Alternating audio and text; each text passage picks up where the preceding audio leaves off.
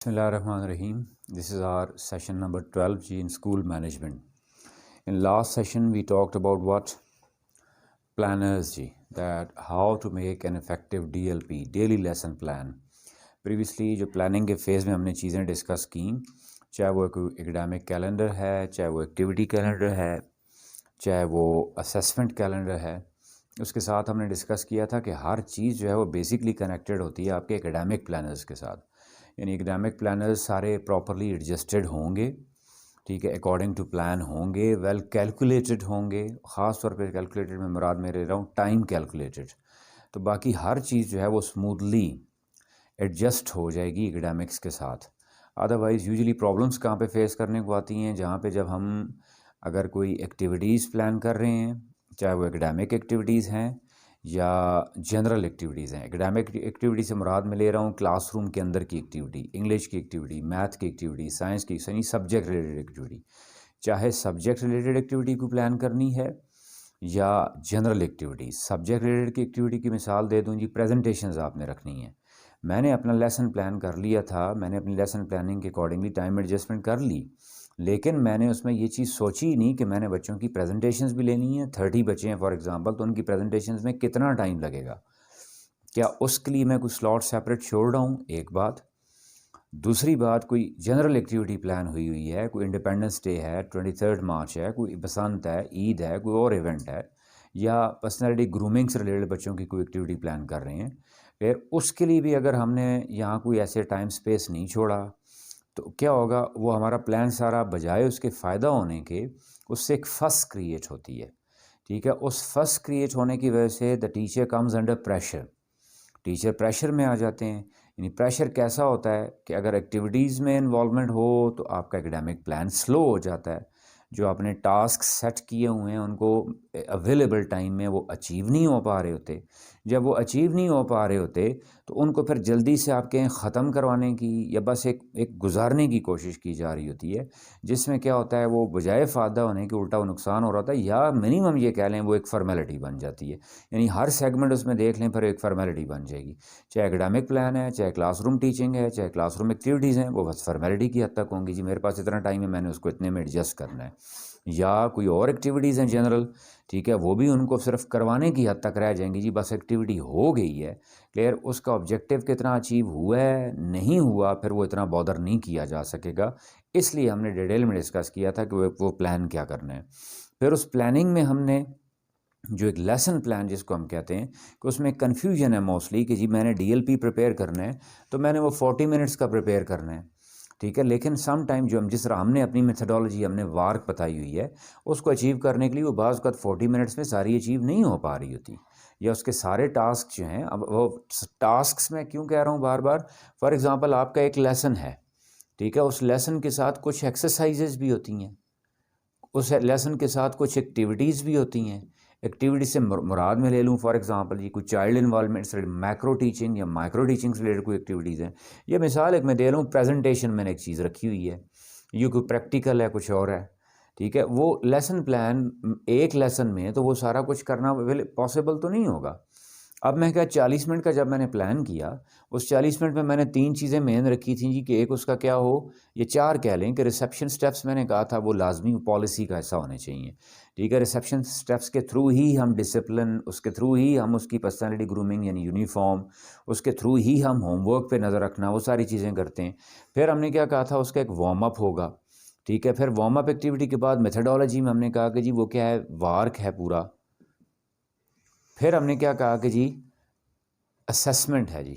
अब आप कहें जी वो वार्क, आपका वार्क में से सपोज आज के मेरे इस 40 मिनट्स के लेसन में रिसेप्शन स्टेप्स हुए, वार्म अप हुआ, ठीक है, और सिर्फ वार्क में से विजुअल और ऑडिटरी पार्ट आया, मैंने बबल चार्ट करवाया और साथ असेसमेंट, ये 40 मिनट्स हो गए।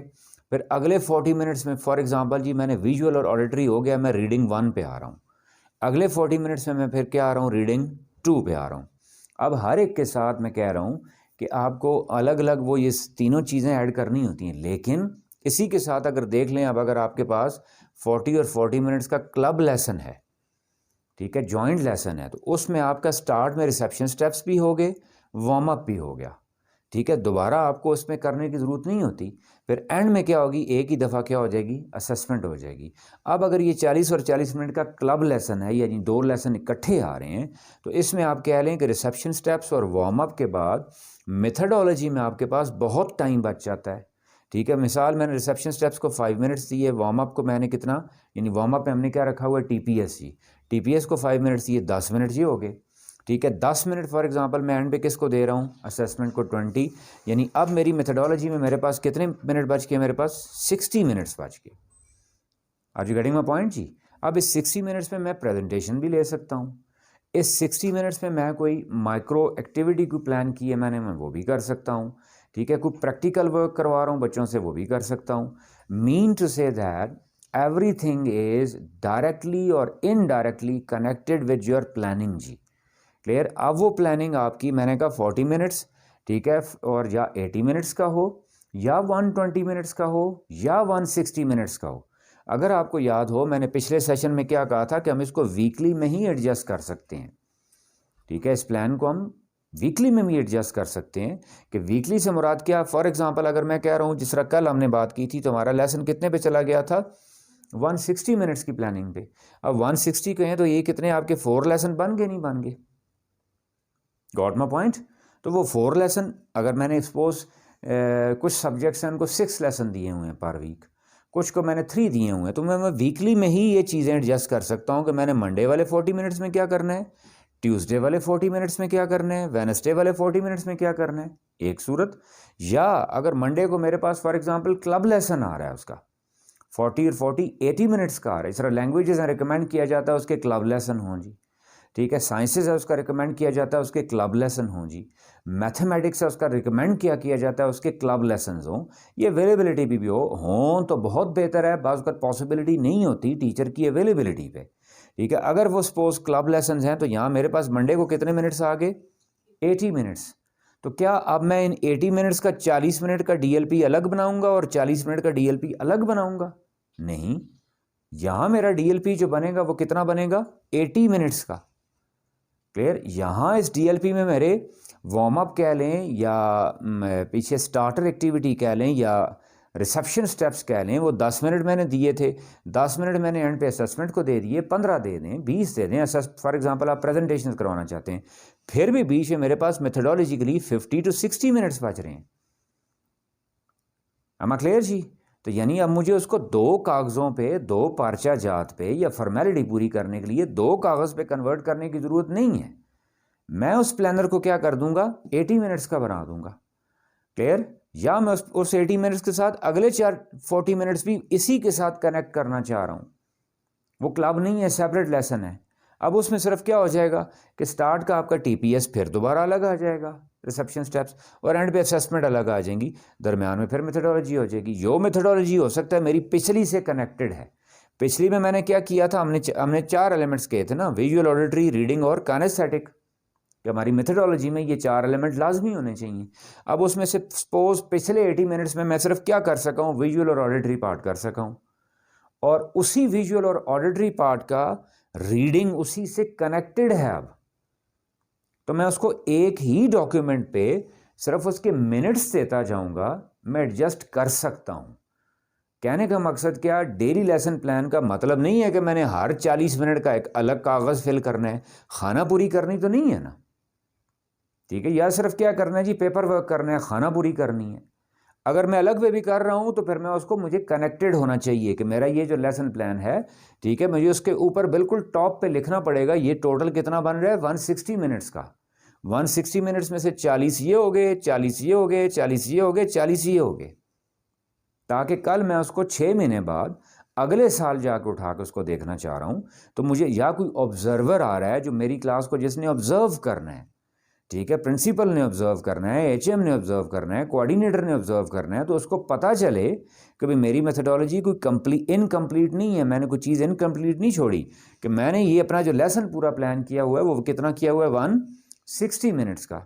That's why it was important जी, कि इसको समझना इंपॉर्टेंट है। जो मोस्टली ऑब्जर्व किया गया ये बस एक कन्फ्यूजन है जी, कि हर बंदा ये समझता है कि जी डेली लेसन प्लान का मतलब क्या है कि मैंने डेली आज करवाना क्या है, बस वो उस पर लिख दूँ। नहीं, मैंने जो आज डेली करवाना है उसके साथ और कितनी चीज़ें कनेक्टेड हैं, इसको ध्यान में रखना ज़रूरी है कि आज की तो मैंने प्लानिंग कर ली, अगला मुझे पता ही नहीं है मैंने उसको लेके कैसे जाना है, ठीक है। उसके बाद अगले दिन मैंने उसका क्या करवाना है, तो उनको इंटरकनेक्ट कनेक्ट करना बेसिकली पहले मेरे लिए प्रॉब्लम होगी, ठीक है। मैं भूल ही जाऊंगा कि मैंने कल वाले में क्या प्लान किया था और अगले, तो इसलिए कहने का क्या मकसद कि पूरे एक लेसन को, जिस लेसन में ये सारे स्टेप्स पूरे हो रहे हों, कि आप उसमें विजुअल एलिमेंट भी रख रहे हैं जिसमें मेंटेनेंस और एलेबोरेटिव रिहर्सल हो रही है, फिर उसमें आप रीडिंग की डिफरेंट काइंड्स, रीडिंग 1 रीडिंग 2 कर रहे हैं, ठीक है। रीडिंग 2 को ज़्यादा टारगेट, लैंग्वेजेस हैं फॉर एग्जांपल, वहाँ पे रीडिंग 2 को ज़्यादा टारगेट किया जाता है, ठीक है। तो मैं उसको 2 लेसन दे दूंगा ना।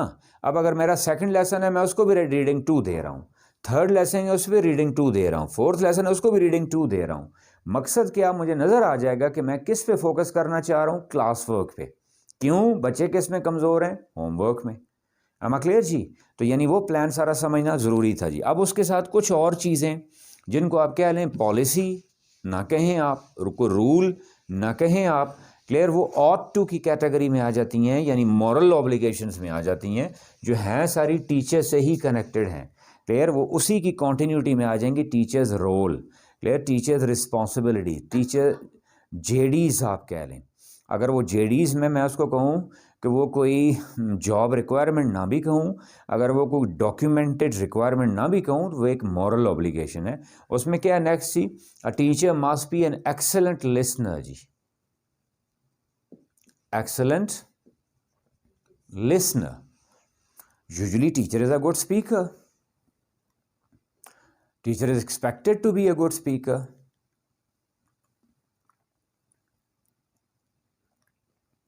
लेकिन अगर ऑल द टाइम फोकस मेरा सारा किस पे रहा जी, स्पीकिंग पे रहा, ऑल द टाइम मैं एक्टिव रहा, ठीक है, यानी बच्चे, मैंने कोई ऐसी एक्टिविटी प्लान ही नहीं की कि जिसमें मुझे बच्चे को भी, बच्चे का एक्सप्रेशन का मौका भी मिले, तो फिर मेरी वो जो स्पीकिंग है वो ज़ाया हो जाएगी, उसका कोई फ़ायदा नहीं होगा, या उस हद तक फ़ायदा नहीं होगा जितनी मेरी एक्सपेक्टेशंस हैं, या जितनी एजुकेशन की एक्सपेक्टेशंस हैं, जितनी उस सब्जेक्ट की एक्सपेक्टेशंस हैं, जितनी पेरेंट्स की एक्सपेक्टेशंस हैं।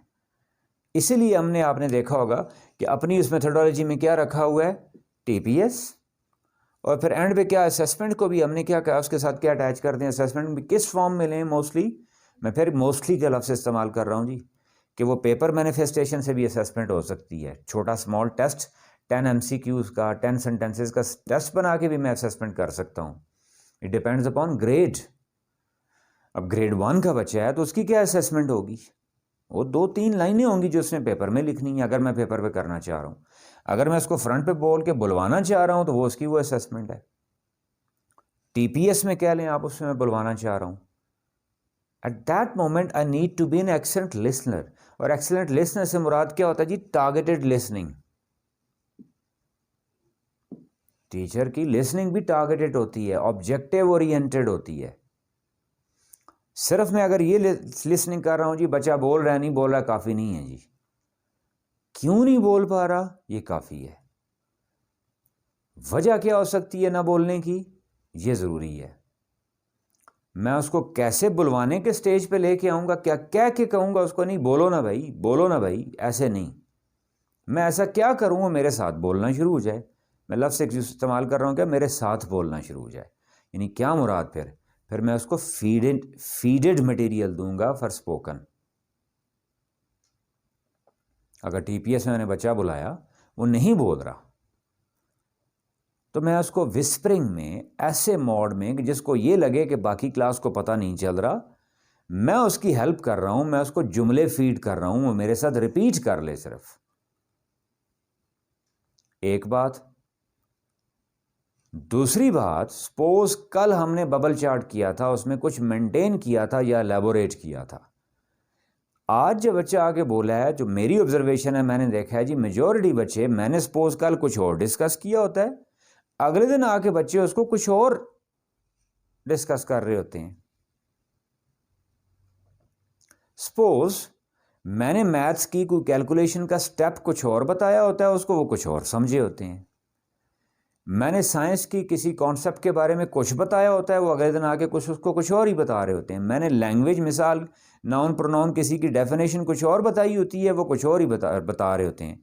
अब समझिएगा कि इसका मतलब है मुझे वहीं से आइडिया मिल गया कि जब मेजॉरिटी बच्चे वही मिस्टेक कर रहे हैं तो इसका मतलब है मेरे डिलीवरेंस में, मेरी मेथडोलॉजी में, मेरे कॉन्सेप्चुअल क्लैरिटी में कोई प्रॉब्लम थी। तो मुझे फिर अपना वो वाला लेसन क्या करना पड़ेगा, रिपीट करना पड़ेगा जी। Are you getting my point जी? यानी ये मल्टीटास्क है, मल्टीटास्किंग है ये। यहाँ मल्टीपल ऑब्जेक्टिव्स हैं। एक ऑब्जेक्टिव क्या है, बच्चे से बुलवाना, और नहीं बोल पा रहा वजूहात क्या हैं। एक ऑब्जेक्टिव क्या है, बच्चे अगर आगे मेजॉरिटी गलत बोल रहे हैं तो इसका मतलब है मेरा जो पिछला लेसन था, जो कुछ मैंने उसमें डिस्कस किया था, वो मेजॉरिटी बच्चों को क्लियर ही नहीं हुआ। फिर मुझे वो अपना वो वाला लेसन रिपीट करना पड़ेगा, मुझे वो वाला कॉन्सेप्ट जो है वो रिपीट करना पड़ेगा। अब ये तो एक मैंने मिसाल दी जी टीपीएस में या असेसमेंट में। अनदर टूल फॉर इट जी, क्वेश्चनिंग जी, टारगेटेड क्वेश्चनिंग जी।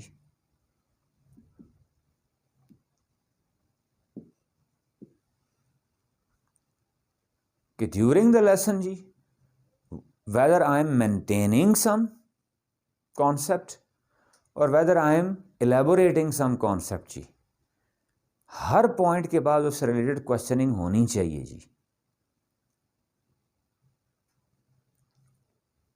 अब उसके मैंने कहा टारगेटेड क्वेश्चन, मल्टीपल पर्पस हैं जी।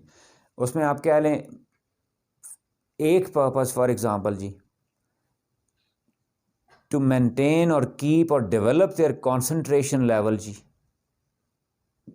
जब आप बार बार क्वेश्चनिंग पर रहेंगे बच्चा डिसमेंटल नहीं होता, और ये क्वेश्चन ट्रिकी होनी चाहिए। This questioning can never be general जी। मैंने इसलिए क्या कहा, टारगेटेड क्वेश्चन। जनरल क्वेश्चनिंग बहुत तबाह कौन होती है। जनरल कैसे होती है, जिस तरह मैं एक सवाल पूछ रहा हूँ और सारी क्लास बैक जुबान मुझे आगे से जवाब दे रही है, ये बिल्कुल गलत है।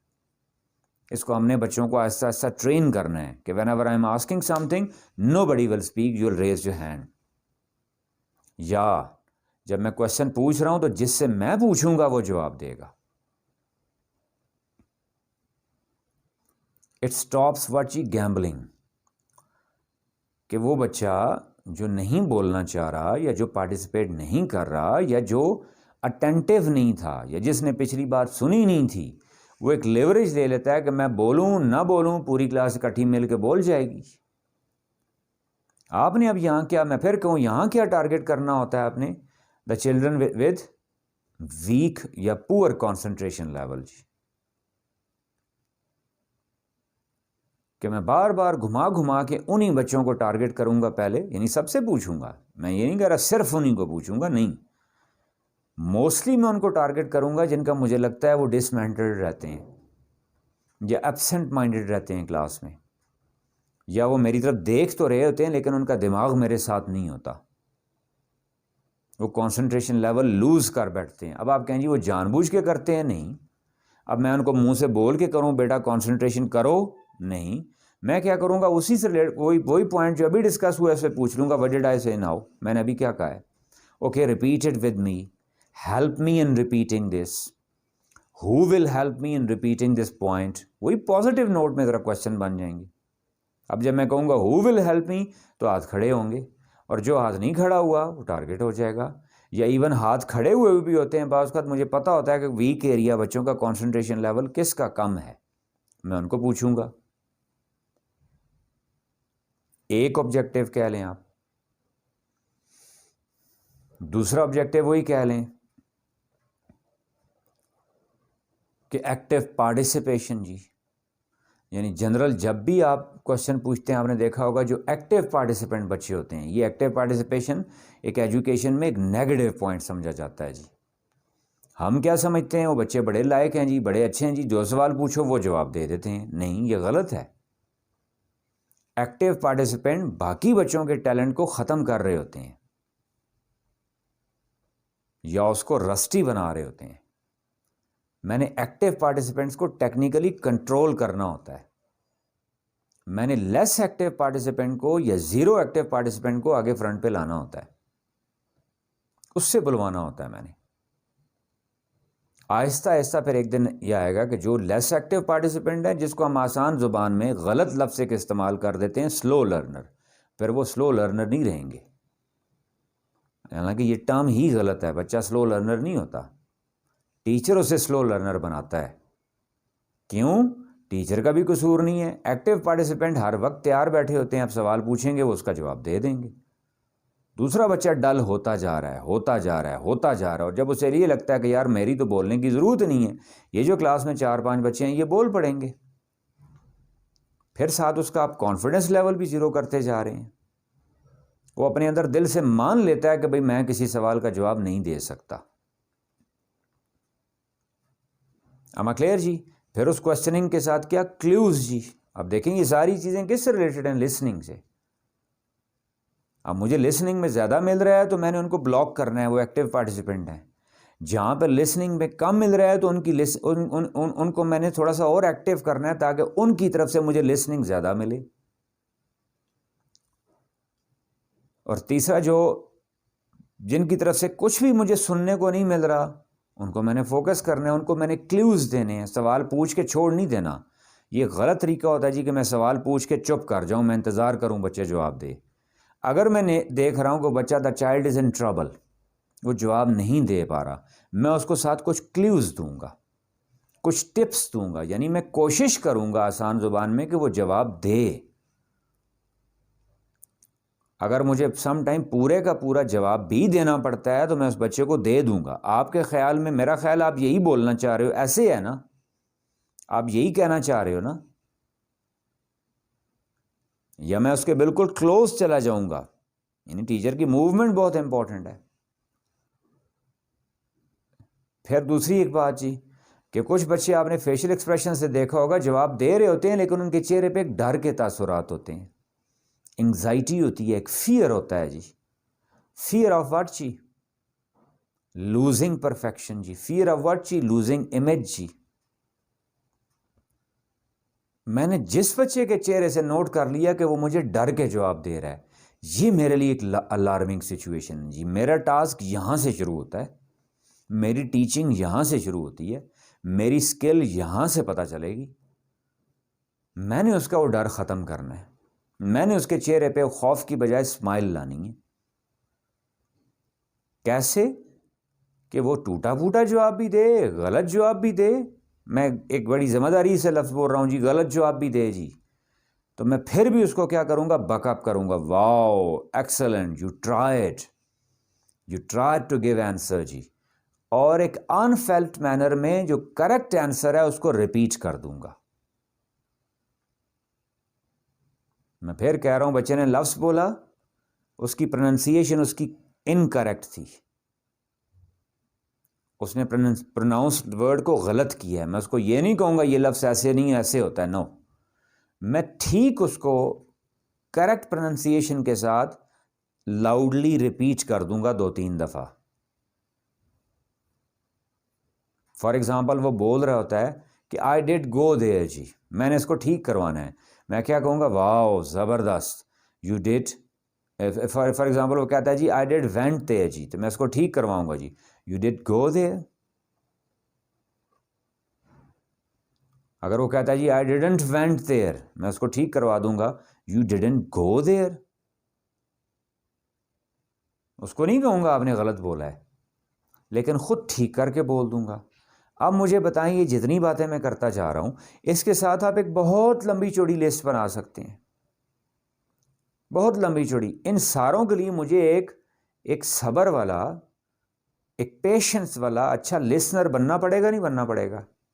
अगर मैं इस वक्त अंडर प्रेशर आ गया कि जी मेरा टाइम वेस्ट हो रहा है, मेरा टाइम ज़्यादा लग रहा है, और मैंने अपने टाइम में पूरा टास्क अचीव कर लिया और इस बच्चे को इग्नोर कर दिया, तो फिर ये क्या है जी? मेरा टास्क अचीव नहीं हुआ। वो every individual is important for me.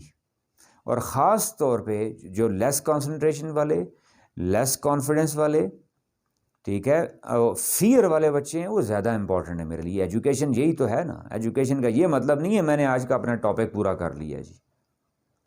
इसलिए हमने शुरू में डिस्कस कर दिया था कि जब आप प्लानर बनाएं तो आपने प्लानर को थोड़ा फ्लेक्सिबल बनाना होता है।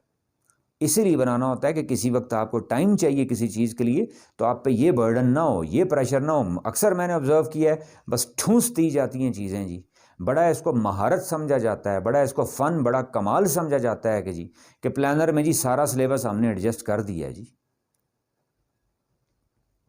और अब एक उस पर एक सवाल आ सकता है मुझ पर कि for example sir board classes हैं, फिर हम सिलेबस ही ना ख़त्म करवाएं।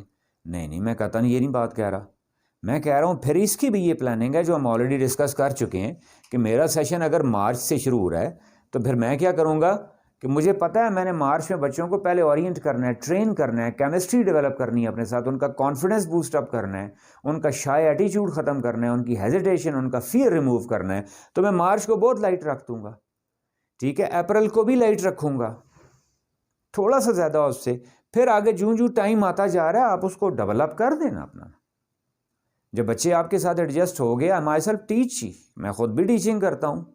मेरे शुरू के 1-2 मंथ कोशिश क्या होती है, व्हाट आई लर्नड, मैं टीच एक कह लें कि अपने टीचर्स की बिहाफ पे कह रहा हूँ, मैं इस काबिल नहीं हूँ मैं अपने आप को टीचर कहूँ, लेकिन मैं एक मिसाल दे के समझा रहा हूँ कि what I learn from my teachers जी, कि भाई स्टार्ट में क्या होता है, वो स्लो होता है, बच्चे कोप अप नहीं कर पा रहे होते, लेकिन एक वक्त फिर वही आता है हर साल कि जब आप बच्चों को 1 हफ्ते में 1 महीने का काम भी आप करवाएं, वो कर सकते हैं, दे कैन एब्जॉर्ब दैट। क्यों? नंबर 1 वो ऑर्गेनाइज्ड हो जाते हैं, नंबर 2 वो टेक्निकलिटी से अवेयर हो जाते हैं, नंबर 3 वो मेरे उस सिस्टम, मैकेनिज्म, टीचिंग मेथडोलॉजी के साथ एडजस्ट हो जाते हैं। फिर वो 1 महीने का काम 1 हफ्ते में कर सकते हैं, और हर साल मेरे साथ ऐसा ही होता है, मैं ऐसा ही करता हूं मैं। फिर मैं चाहूँ तो मैं वो 1 महीने में भी बुक ख़त्म करवा सकता हूँ, और मुझ पर कोई एतराज़ नहीं कर सकता कि जी आपने दौड़ें लगाई हैं, आपने ख़त्म करवाया है, ठीक है। I can give you practical evidence of that. क्यों? वो बच्चे साथ एडजस्ट हो चुके होते हैं, उनकी केमिस्ट्री डेवलप हो चुकी होती है, उनकी बॉन्डिंग डेवलप हो चुकी होती है। मिसाल इसकी एक और छोटी सी दूँ कि एतराज़ किया जाता है कि सर आप कहते हैं जी सख्ती ना करें, डांटे ना जी। मैं ये नहीं कहता, मैं ये कहता हूँ कि पहले उसकी केमिस्ट्री इतनी डेवलप करें, रिलेशन इतना डेवलप करें, बच्चा आपके साथ अटैच इतना हो जाए, वो उसका ट्रस्ट लेवल इतना बन जाए, कॉन्फिडेंस उसका इतना हो जाए, फिर आप किसी लेवल पे डांटना क्या, अगर किसी वक्त उसको आप एक आध लगा भी देंगे तो वो बच्चा माइंड नहीं करता, उसको पता होता है ये उसकी गलती पे है। हालांकि मैं फिर रिपीट कर रहा हूँ, मैं कोई लगाने के हक में नहीं हूँ, एक जुमला बोला है जो मुझे सुनता हूँ, ठीक है, जो मेरे ऊपर क्वेश्चंस आते हैं मैं उनके जवाब दे रहा हूँ, या जो पॉसिबल क्वेश्चंस हैं मैं उनके जवाब दे रहा हूँ, जो फ्रीक्वेंटली आस्क्ड क्वेश्चंस हैं उनको कैटर करने की कोशिश कर रहा हूँ कि फिर आप सख्ती के लेवल पे जिस मर्जी पे भी जाएं, बच्चा आपको एक्सेप्ट करेगा।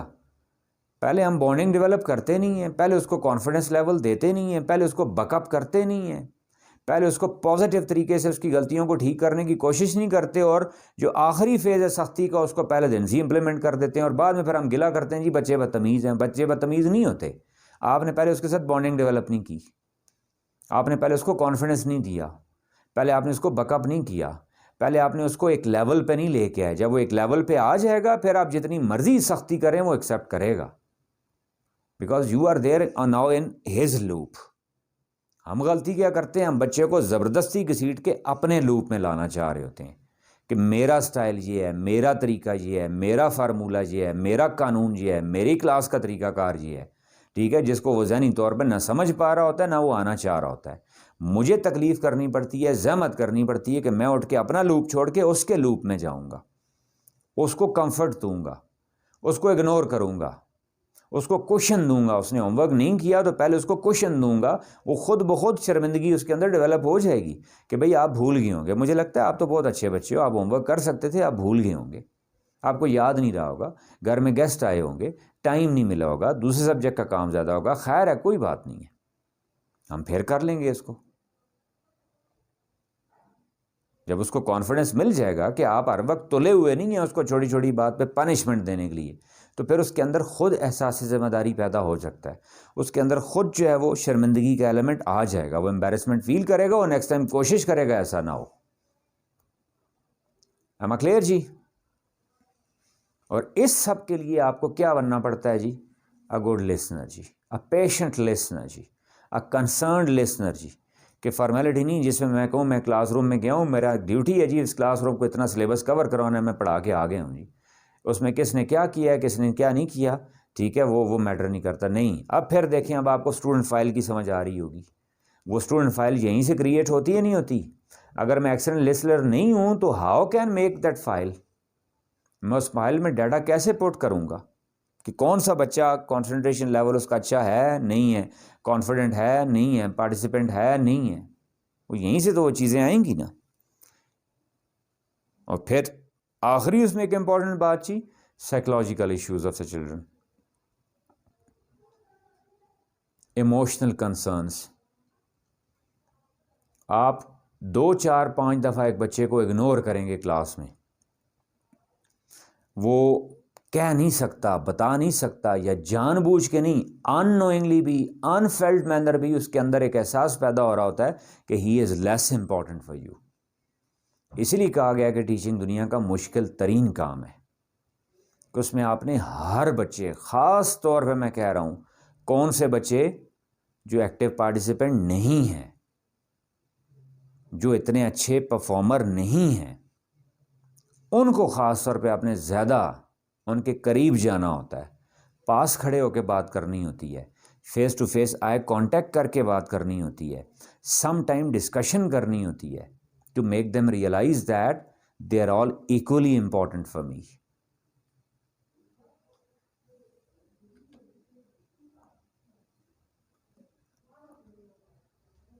और इसी वजह से टीचर को कौन सा टाइटल दिया गया आप जी?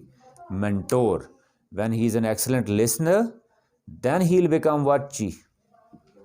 एन एक्सीलेंट मेंटोर जी। जब वो लिसनर अच्छा होगा तो तब वो मेंटोर भी अच्छा बनेगा।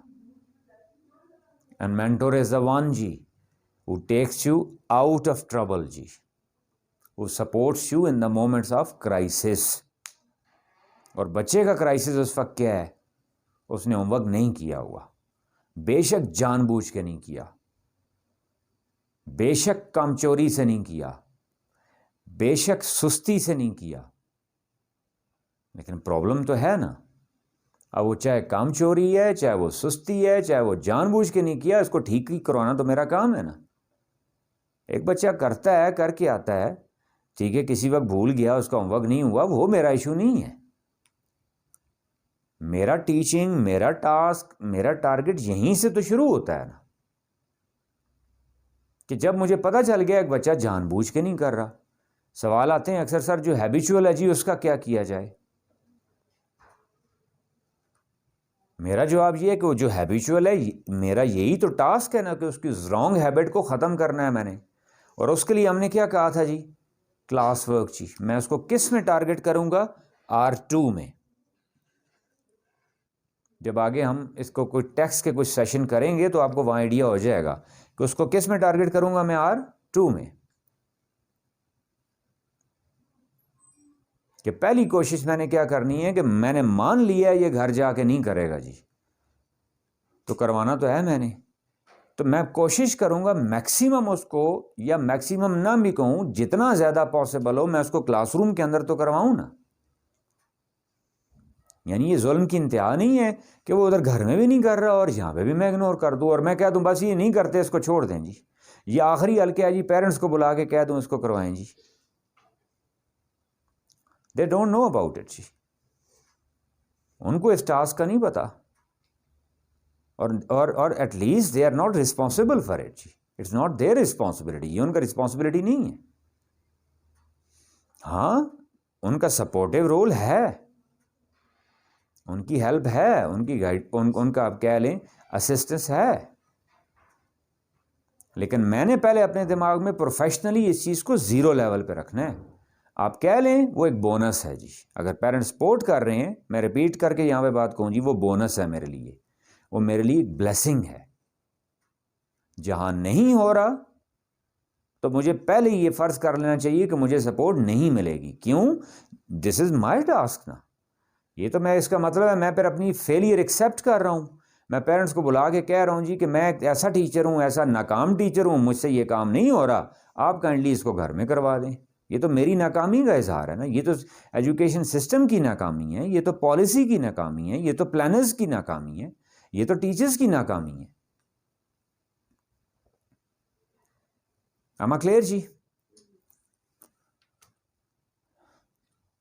नेक्स्ट जी,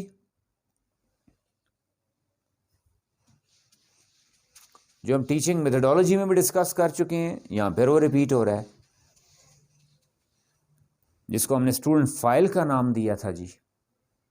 ठीक है, वो क्या है कि teacher must be well aware जी of the context, child's context जी, चाहे वो किसी भी लेवल पे है बच्चा जी, चाहे वो प्री स्कूल में है, चाहे वो स्कूलिंग में है, चाहे वो जूनियर में है, मिडिल ईयर्स में या सीनियर में है जी, उसका कॉन्टेक्स्ट पता होना चाहिए जी। लिंग्वल कॉन्टेक्स्ट है उसका, रेशियल कॉन्टेक्स्ट है, मैं बड़ी जिम्मेदारी से एक बात कर रहा हूँ जी, रेशियल कॉन्टेक्स्ट जी, रिलीजियस कॉन्टेक्स्ट है, सोशल है, फाइनेंशियल है, रीजनल है, लिंग्वल है। बच्चा एक ऐसे अजीब माहौल से रह रहा है जो माहौल ज़ात पात का शिकार है, और एक्सपेक्ट मैं उस बच्चे से क्या कर रहा हूँ, बड़ा डिसेंटली बिहेव करे। गलती मेरी तो यहीं पे शुरू हो जाती है ना। यानी अब आपको ऐसा नहीं लगता कि बास का सपोज क्वारलिंग इश्यूज़ हैं, बिहेवियर इश्यूज़ हैं, वो इसी बैकग्राउंड पे आ रही होती हैं जहाँ ज़ात पात का एक सोसाइटी है। वो किस माहौल से आ रहा है, किस माशरे से आ रहा है, मुझे पहले समझ लेना चाहिए। इसमें कसूर उसका नहीं है, उसके सराउंडिंग का है। अब आप कह लें जी, इसको एजुकेशन में इम्पैक्ट डिस्कस किया जाता है जी, कि इंटरनल इम्पैक्ट और एक्सटर्नल इम्पैक्ट जी। इंटरनल से मुराद क्या ले रहा हूँ, impact of school, impact of teacher, और एक्सटर्नल इम्पैक्ट क्या होता है जी, impact of family, impact of environment, impact of society, impact of surroundings, even impact of peers.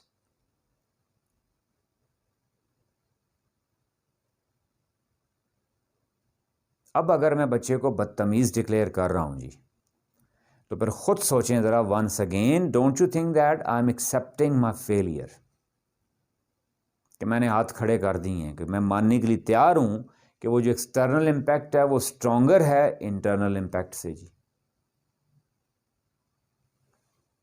अगर तहजीब उसको बाहर माशरे में नहीं मिल रही, तो कम से कम उसको स्कूल में तो मिले ना, क्लासरूम में तो मिले ना। अब सिंपल सी बात है, दिस इज़ अ बैटल जी, a war between external impact and internal impact. और बज़ाहिर आपको सराउंडिंग को देखने में नज़र आ रहा होगा, कुछ सिस्टम्स को छोड़ के, अल्लाह माशाल्लाह, मैं सब की बात नहीं कर रहा, आपको हमेशा एक्सटर्नल इम्पैक्ट जीतता हुआ नज़र आ रहा है। एक बात जी, कि एक्सटर्नल इम्पैक्ट डोमिनेंट हो गया, बच्चा बदतमीज़ है जी, बच्चा बिगड़ा हुआ है जी, बच्चा फलां है जी। अगर बच्चा बदतमीज़ है, बिगड़ा हुआ है, कुछ और है, तो इसका मतलब है इंटरनल इम्पैक्ट कमज़ोर है ना। बदतमीज़ बच्चा ही तो आएगा, तो मैंने उसको ठीक करना है ना। अगर सारी तमीज़दार आ गए तो उनको स्कूल लाने की ज़रूरत ही क्या है। अगर सारी समझदार आ गए तो स्कूल लाने की, स्कूलिंग का फिर पर्पज़ क्या है। अगर स्कूल में सिर्फ कोई टॉपिक 2-4 डिलीवर करने हैं, वो तो यूट्यूब पे अवेलेबल है, वहाँ से डिलीवर हो जाएंगे, गूगल पे अवेलेबल है, वहाँ से डिलीवर हो जाएंगे। स्कूल में लाने का क्या मकसद है उसको, वो तो पेरेंट्स उसको घर में बिठा के यूट्यूब चैनल से कोई वीडियो दिखा देंगे, वहाँ से लेक्चर दिखा देंगे। अब तकरीबन दुनिया के हर सब्जेक्ट, हर चीज़ का लेक्चर यूट्यूब पे अवेलेबल है। स्कूल में लाने का मकसद क्या होता है कि स्कूल का एक इम्पैक्ट होता है, कि पहली बात मैंने ये जहन में रखना है कि आया मैंने अपने इम्पैक्ट पे ज़्यादा फेथ रखना है कि मेरा इंटरनल इम्पैक्ट स्ट्रॉन्गर है या आउटर स्ट्रॉन्गर है। और दूसरी बात जी, कि that we always stick to what जी, रिजल्ट्स जी। जवाब क्या मिलता है, सर ये भी करके देख लिया है, सर वो भी करके देख लिया है, सर फलां भी करके देख लिया है, कोई असर नहीं हुआ जी, कोई फ़ायदा नहीं हुआ जी, छोड़ें जी। मेरा जवाब बड़ा सिंपल सा है कि भाई, we are not bothering results जी, we just believe in our effort. Effort बढ़ा सकता हूं मैं, प्लान चेंज कर सकता हूं मैं, स्ट्रेटजी कोई डिफरेंट अडॉप्ट कर सकता हूं मैं, कोई साइकेट्रिस्ट कंसल्ट कर सकता हूं मैं, कोई काउंसलर कंसल्ट कर सकता हूं मैं यही कर सकता हूं। I am not concern with the result जी। मैं रिजल्ट से मुराद यहाँ क्या ले रहा हूँ कि मैं क्या कोशिश कर रहा हूँ, बच्चा क्या बने, मुहज़्ज़ब बने, तमीज़दार बने। बाहर का इम्पैक्ट इतना है जी, वो स्टिल बदतमीज़ है। यानी रिजल्ट क्या निकला जी, बच्चा क्या है, बदतमीज़ है।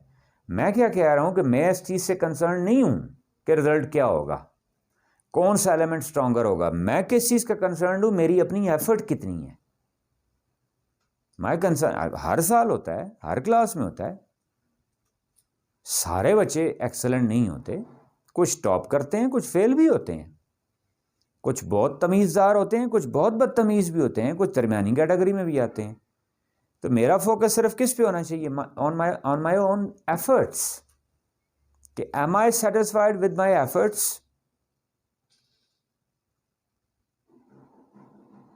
उसको आप उस एफर्ट को हर चीज़ से लिंक कर दें। एकेडमिक है, मेरी एफर्ट्स ठीक है। बच्चे की ग्रूमिंग है, मेरी एफर्ट्स ठीक हैं, प्लान्ड हैं। एम आई क्लियर जी। अब आप हर लेवल में कहो, वैरायटी आती है। ऐसा कभी भी नहीं मुमकिन कि क्लास में जो बच्चे बैठे हुए हैं वो सारे के सारे टॉपर बने, एकेडमिक के पॉइंट ऑफ व्यू से कहूँ। लेकिन मैंने एफर्ट तो सबके लिए सेम करनी है ना, बल्कि इवन जो कमज़ोर है उनके लिए एफर्ट मैंने ज़रा ज़्यादा करनी है, उनको ज़्यादा फोकस करना है, ज़्यादा टारगेट करना है। किस में, R2 में, किस में, TPS में, किस में, असेसमेंट में। एम आई क्लियर जी।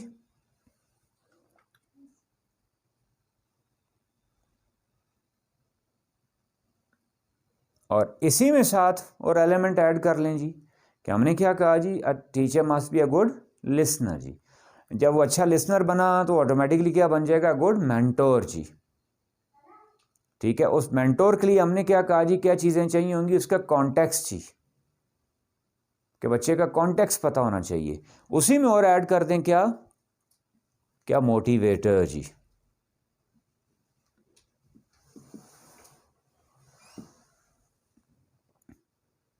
आप जी क्या मोटिवेशनल स्पीकर जी, विद अपॉलॉजी जी, विद ड्यू रिस्पेक्ट जी, I am sick of this ji.